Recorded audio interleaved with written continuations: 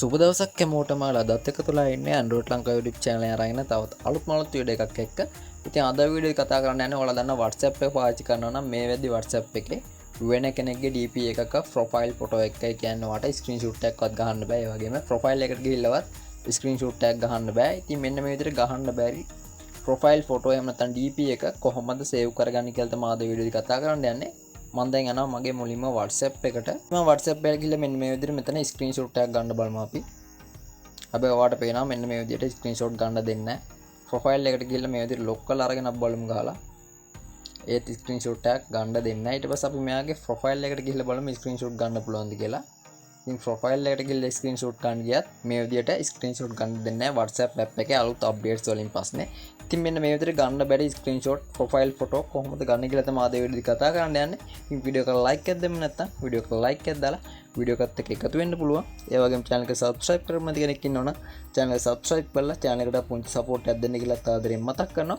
හරි එහෙනම් යමු අපි වීඩියෝ එකට. ඉතින් මේකට මුලින්ම ආගේ phone එකේ Chrome app එකට යන්න ඕන. මෙන්න මේ Chrome කියන app එකට. මම දැන් මුලින්ම මෙන්න මේ Chrome කියන app එකට යනවා.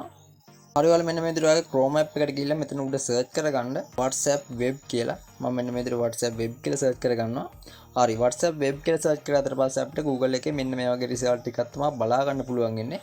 මෙතනින් අපිට උඩින්ම බලා ගන්න පුළුවන් WhatsApp web කියන WhatsApp එකේ official website එක. අපි මෙන්න මේ website එකට තමයි යන්න ඕනේ. ඉතින් මම මේක link එකත් වීඩියෝ එක පල්ලෙහා description එකේ දාලා තියන්නම්. ඔයාට ඒ link එක උනොත් website එකට යන්න පුළුවන්. හරි මේ website එකට ගියට පස්සේ අපිට මේ වගේ interface එකක් තමයි බලා ගන්න පුළුවන් වෙන්නේ. ඉතින් මුලින්ම අපි මේක desktop mode එකට දා ගන්න ඕන. ඒක කරන්න කොහොමද කියලාත් මම ඔයාලට කියලා දෙන්න. ඉතින් ඔයාගේ මෙන්න මේ browser එකේ උඩ මෙතන dot 3ක් ඇති. එහෙම නැත්නම් මෙතන රතු පාට ඊතලයක් වගේ icon එකක් ඇති. මෙන්න මේක උඩ touch කරගන්න. ඊට පස්සේ මේ browser එකට අදාළ settings ටික තමයි අපිට මෙතනින් බලා ගන්න පුළුවන් ඉන්නේ. මේක පල්ලෙහාට ගියට පස්සේ ඔයාලට බලා ගන්න පුළුවන් desktop site කියලා මෙන්න මේ වගේ option එකක් තියෙනවා. මෙතනින් මෙන්න මේ වගේ කොටුවක් තියෙනවා. මෙන්න මේක උඩ touch කරගන්න. මම දැන් මේ කොටුව උඩ touch කරගන්නවා. ඊට පස්සේ මේ වෙබ්සයිට් එක නැවතත් load වෙන්න පටන් ගන්නවා. අපි කම්පියුටර් එකකින් යන විදිහට. ඉතින් මේක තමයි මේ desktop mode කියන එකෙන් වෙන්නේ.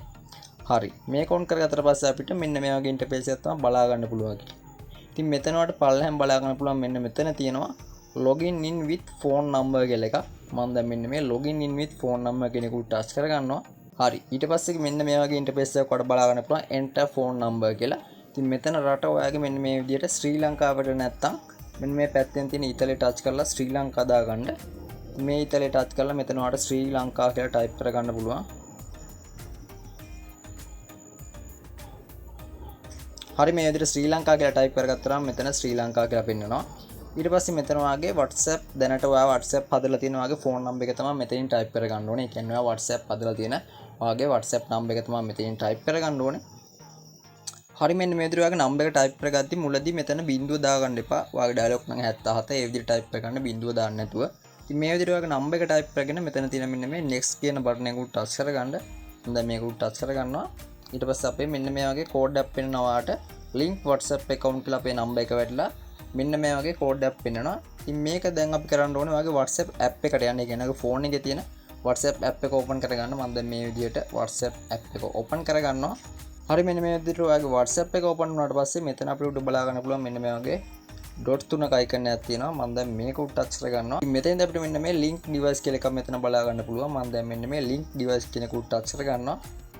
හරි මේකට ගියට පස්සේ අපිට මේ විදිහේ interface එකක් බලා ගන්න පුළුවන්. මෙතනත් මම මෙන්න මේ link device කියන එක උඩ touch කරගන්නවා. ඊට පස්සේ ඔයාලට මේ වගේ message එකක් එයි. මෙතන use mobile data කියන එක උඩ touch කරගන්න. හරි ඊට පස්සේ මෙන්න මේ වගේ ඉන්ටර්ෆේස් එකක් තමයි ඔයාලට බලා ගන්න පුළුවන් වෙන්නේ. ඉතින් මේකේ පල්ලෙහා බලා ගන්න පුළුවන් link with phone number insert කියලා එකක් තියෙනවා. මම දැන් මේක උඩ ටච් කරගන්නවා.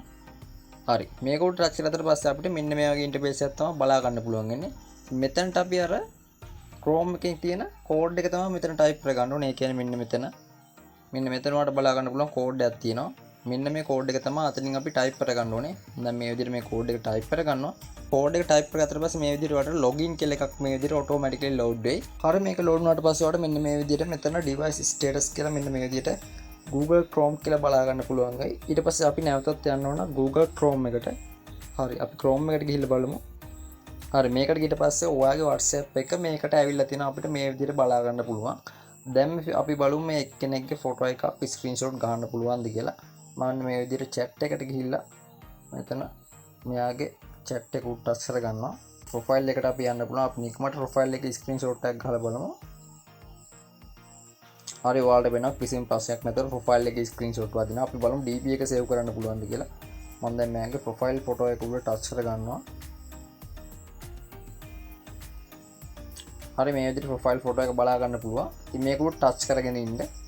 මෙන්න මේක ටච් කරන් ඉඳලා ඔයාලට බලා ගන්න පුළුවන් ඩවුන්ලෝඩ් ඉමේජ් කියලා එකක් තියෙනවා. මම දැන් මෙන්න මේ ඩවුන්ලෝඩ් ඉමේජ් කියන එක උඩ ටච් කර ගන්නවා. මේ ෆොටෝ එක වගේ ෆෝන් එකේ ගෑලරි එකටම ලස්සනට සේව් වෙනවා. ඊට පස්සේ අපි මේක ස්ක්‍රීන්ෂොට් එකක් ගහලා බලමු.